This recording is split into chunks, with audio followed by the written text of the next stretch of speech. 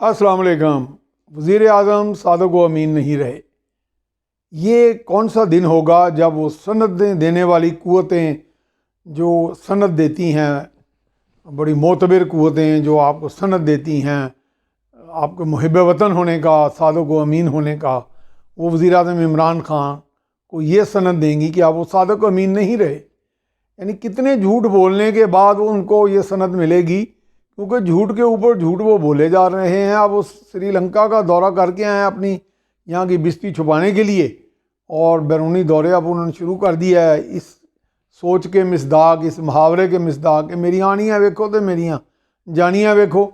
تو اب موصوف جو ہیں وہ سری لنکا میں جا کے، اور ان کے اب جو نیچے جو ہیں ماننے والے، ان کے جو فالوورز ہیں، اب وہ ٹویٹ بھی کر رہے ہیں اور بہت کچھ کہہ رہے ہیں کہ جناب دیکھیں، اب سری لنکا میں تو ایک بہت بڑا مسئلہ تھا، وہ بہت بڑا ایشو جو ہے وہ وزیر اعظم عمران خان نے حل کر دیا۔ انہوں نے جاتے ہی راجہ پکسے کو، سری لنکا کے وزیر اعظم کو کہا کہ مسلمانوں کو آپ دفنانے کیوں نہیں دیتے جو کورونا سے ہلاک ہوئے ہیں۔ تو وہ راجہ پکسے نے بالکل ہی ان کی بات مانتے ہوئے وہاں پہ ان کی تدفین کی اجازت دے دی۔ پہلے ان کو جلایا جاتا تھا وہاں کے رسم و رواج کے مطابق، اور غالباً اس میں یہ بھی ایک سوچ تھی جو ڈاکٹرز کہہ رہے تھے کہ ان مریضوں کو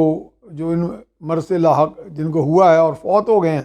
ان کو دفنانے کی بجائے اگر جلا دیا جائے تو بہتر ہے۔ تو وہ پتہ چلا جناب، تھوڑی سی تحقیق کی گئی، اور کچھ شکر ہے کہ صادق و امین قوتیں دنیا میں اب بھی موجود ہیں جو سند یافتہ تو نہیں ہیں، لیکن انہیں لوگ صادق و امین مانتے ہیں۔ تو ان غیر سند یافتہ صادق و امین قوتوں نے، جن میں اقوام متحدہ کے بھی ایک میں سمجھتا ہوں کہ آفس شامل ہے، وہاں سے پتہ چلا کہ اقوام متحدہ میں یا ایک اس طرح کی بین الاقوامی باڈی نے ایک قرارداد منظور کی تھی کہ سری لنکا میں جو مسلمان ہیں ان کو ان کے مذہب کے مطابق جو مذہبی رسومات ہیں پوری کرنے دی جائیں، اور ان کو تدفین کی اجازت دی جائے۔ اور یہ 10 فروری کو یہ قرارداد آ چکی تھی، اور موصوف جو ہمارے صادق و امین، سند یافتہ صادق و امین جو وزیر اعظم ہیں عمران خان صاحب، وہ جو ہیں وہ تو گئے ہیں 23-24 فروری کو، اور آگے آپ دیکھیں گے وہ پھر باقاعدہ بتائیں گے، آپ پھر بڑی بڑی فگرز کے ساتھ، اعداد و شمار کے ساتھ،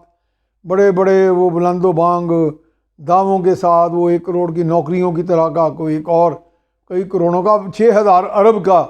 میرا خیال انہوں نے ایک پیکج بتا دیا کہ 6,000 ارب روپے آنے والا ہے۔ اور لوگ جو ہیں ویسے وہ ان کے اپنے ہی جو چاہنے والے ہیں،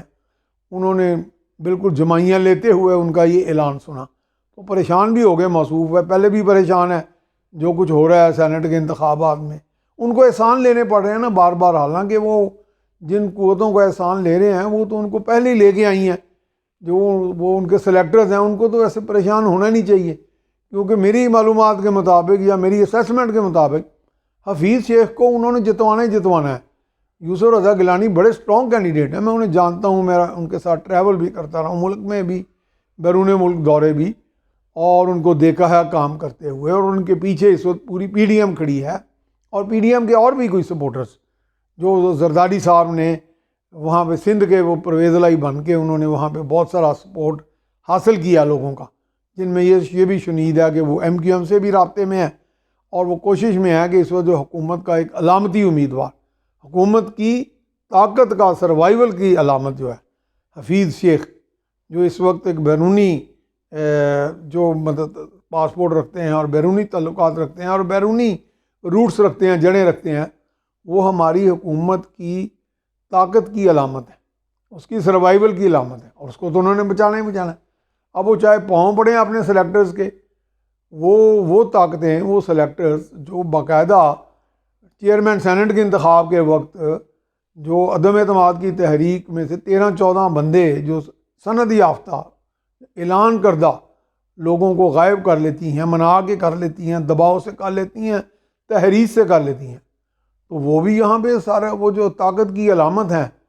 اور عمران خان کو اگر بچانا مقصود ہوا، جو اب میرا خیال ہے کہ تھوڑی بہت کوشش کریں گے اگر یہ پیری پہ آ جائیں گے ان کے، کیونکہ ویسے تو نالاں وہ بھی ہیں، اب وہ بھی کہہ رہے ہیں کہ جناب اب تھوڑا سا ٹرانسفر آف پاور ہو جائے، بھلے وہ کوئی ظاہر ہے شکل تو اس کی جمہوری ہوگی۔ تو یہ سارے جو کھیل کھیلے جا رہے ہیں، اب دیکھیں یہ کھچڑی پک کے کہاں جاتی ہے، لیکن اس وقت جو دکھائی دے رہا ہے کہ وہ یہ کسی نہ کسی طرح منا لیں گے ان قوتوں کو کہ بھائی وہ جو اتنے بڑے 50 ارب کا کنسورشیم زرداری اور بہت سی قوتیں اور بینکر اور پتہ نہیں کون کون سی انویزیبل گورنمنٹس انہیں کہتے ہیں، جو نظر سے اوجھل حکومتیں ہیں جو زیر زمین کام کرتی ہیں، اگر ان کے پاس ہے تو ادھر بھی آپ کے پاس ایسی طاقت بھی ہے، دولت بھی ہے، آپ اس کو بروئے کار لائیں اور اپنی طاقت کی علامت کو بچائیں۔ یہ بس طاقت کی علامت، عدالت، سیاست، سازش، یہی کچھ رہ گیا میرے خیال یہ ملک میں، اور آگے اللہ مالک ہے ان لوگوں کا۔ وہ آگے ہم پھر چل کے کسی ویڈیو میں بات کریں گے کہ وزیر اعظم عمران خان اور منڈیوں کے بھاؤ، انشاءاللہ تعالی۔